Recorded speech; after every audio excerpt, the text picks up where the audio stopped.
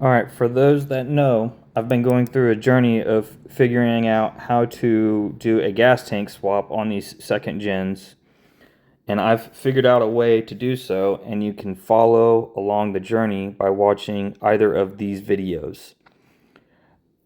On this video, we're gonna go through running out the Camry gas tank and figuring out its capabilities and whether the gas gauge actually reads correctly on this system. Basically, we're going to run this system out, refuel it, do some calculations, and then see what the final results yield. Alright, so right now we're sitting at 720 miles on this tank, and we're about to run out. So now what we're gonna do is drive until we run out. Then I'll put some gas in it and we'll see how much we can actually put in there. And then we will calculate our MPGs and see how accurate this gas gauge is. And we should have some pretty much finalized numbers as to how this gas tank swap has worked out. So I'm not going to record this because I didn't bring a window or a windshield attachment to record the driving, but I'll record the gas fill up so you can see how much it'll actually hold and the final number as to when it dies. So whenever that happens, I'll bring you back into the picture. Well, that was it. Finally ran out. We're sitting at 753 miles. And since I'm on the side of the highway, I'm going to try and knock this out real quick. And I'm not going to film it. So I'm going to throw my 2 gallons of gas from my gas can in it. And then go to the nearest gas station, and then I'll let you join in again from there. Okay, so I cleared my check engine, went ahead and put my 2 gallons in there. It's not much, so, well, I mean, it's plenty for getting 47, 48 miles to the gallon.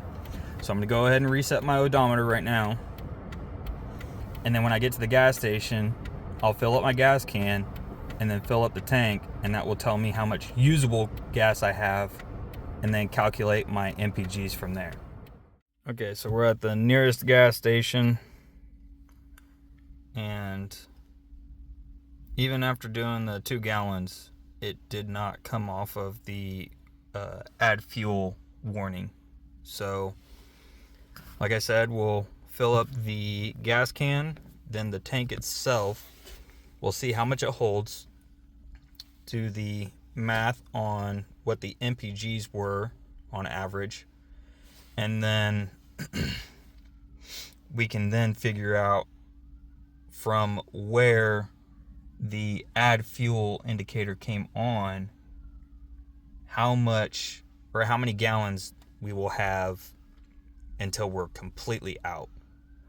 So we'll fill up the gas can, fill up the tank, do the math, and then we'll see what we got.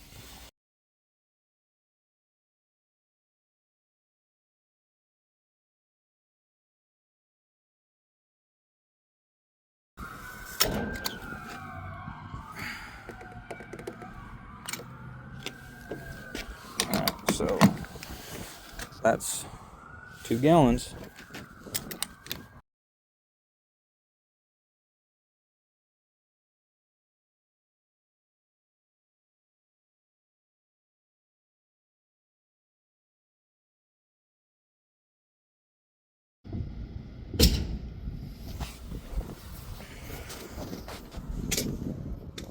That was the first click.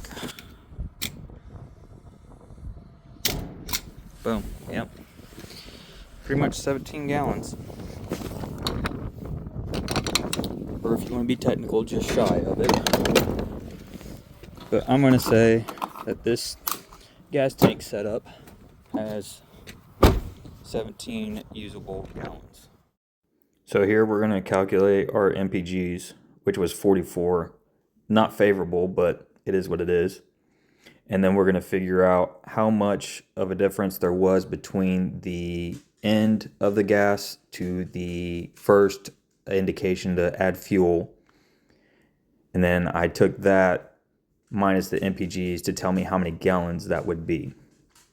So obviously we have a little bit of a discrepancy there because I added 2 gallons and it did not come off of the add fuel warning indication. So I don't know why that is. I'm thinking maybe because the gas gauge hadn't done its calibration, or not calibration, but calculation as to how much fuel is in there. I don't know the frequency at which it does it because it has to go to a computer and then it does its math and then tells you how much gas you have in that supposed bladder tank. I now know that I've got at least 40 miles till I'm completely out, so I just know I need to refuel before that and actually add fuel when it says to add fuel. With that being said, thanks for joining in on the journey with me, and hopefully we all learned something. And if you guys pursue doing this tank swap, I highly encourage you to do so, but also make sure you have the right tools and knowledge so that way you're safe. God bless. Have fun.